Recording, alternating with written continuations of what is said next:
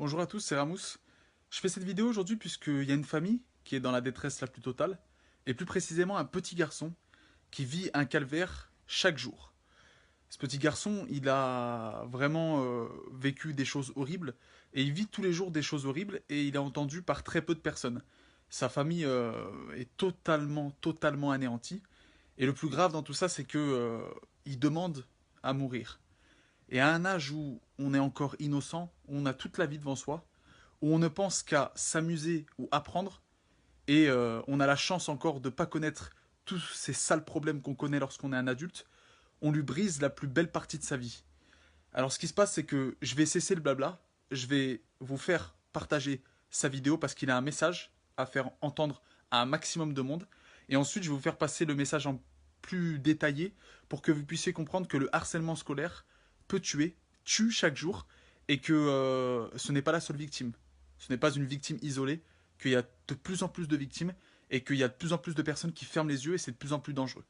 Je vais vous faire partager son message, et vous allez juste voir un enfant anéanti, au bord de faire une bêtise, alors qu'il devrait vivre les plus belles années de sa vie. Regardez bien. Bonjour, je suis Charlie, j'ai 7 ans. Je vais à l'école Notre-Dame à Vervins. Depuis Bonjour, je suis Charlie.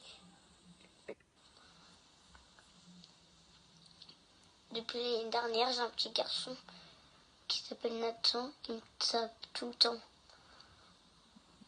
Et aujourd'hui, c'est mon petit frère qui tape. C'est J'ai dégueulasse. dit à ma maman que j'ai envie de rejoindre le bon Dieu, de mourir. Et j'en ai marre de ce petit garçon. Il arrête pas de me taper tous les jours. J'avais rejoint le bon Dieu pour toujours. J'ai envie qu'il arrête de me taper.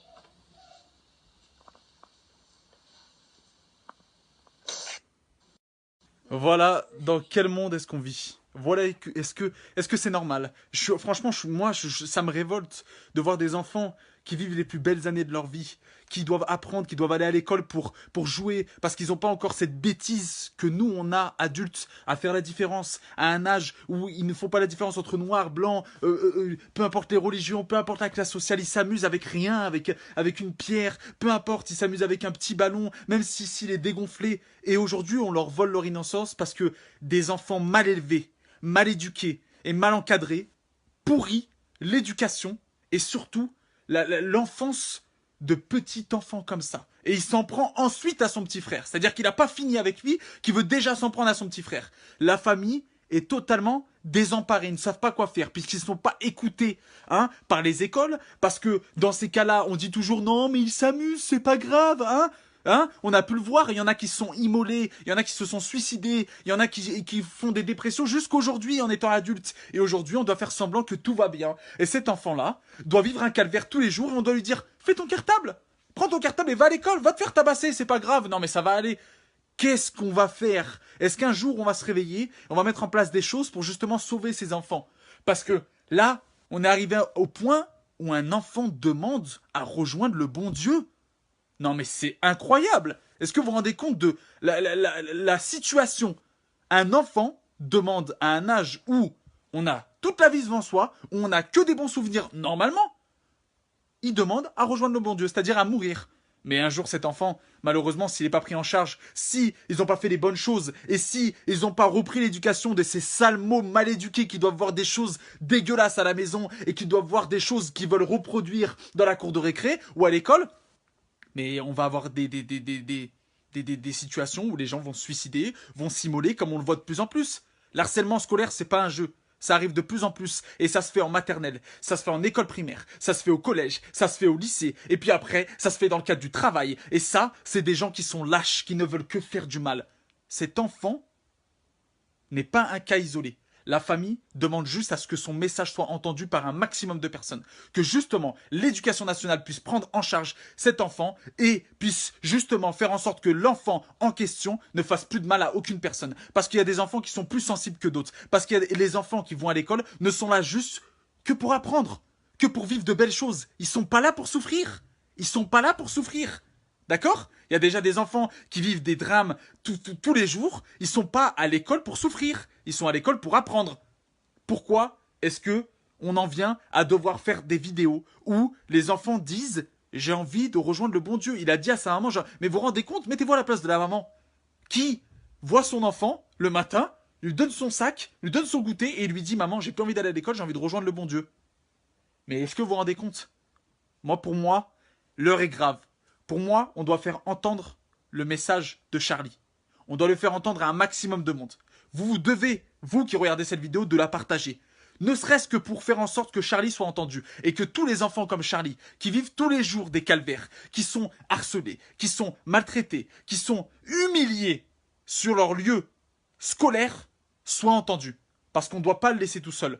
Parce qu'il doit sentir qu'il est aimé et que c'est pas un cas isolé et que c'est un enfant normal qui va vivre une enfance normale. Merci à tous. S'il vous plaît, prenez 3 secondes pour partager cette vidéo, pour faire en sorte que Charlie soit entendu par un maximum de personnes et que justement, s'il y a des enfants qui se morfondent dans le silence, puissent entendre l'histoire de Charlie et se dire je vais parler à mon tour, je vais expliquer à mes parents, je vais expliquer à mes professeurs, à mon maître, à ma maîtresse, aux gens autour de moi, que moi aussi je suis victime de ce genre d'harcèlement. C'est honteux. Honteux. Et honte aux personnes qui sont au courant et qui ne font rien. C'est une honte. Et honte à ces parents qui éduquent des enfants qui vont ensuite martyriser, cracher, humilier, juste pour le plaisir. Parce que c'est juste du plaisir. C'est juste du plaisir. Mais il ne faut pas oublier qu'ils ne font que reproduire ce qu'on leur apprend. Ou ce qu'ils voient. Merci à tous. N'oubliez pas que seul on va vite et qu'ensemble on va plus loin. Et sèche tes larmes, Charlie. Tu vas être entendu parce que les gens vont voir cette vidéo et vont faire en sorte de la partager de partout. Parce que ça ne doit pas être impuni. Et que Charlie doit vivre et doit avoir une très longue vie. Et non pas en venir à penser à se suicider ou à rejoindre le bon Dieu. Tu as toute la vie pour profiter, pour rire, pour faire une vie normale, avoir des enfants. C'est pas maintenant. Tu vivras très longtemps. Et on va faire en sorte que tu sois entendu. Merci à tous et faites-le pour Charlie. On t'embrasse mon chéri. Et on va faire en sorte que ta famille ait gain de cause et que tu puisses être le plus protégé possible. Merci à tous et à très très vite.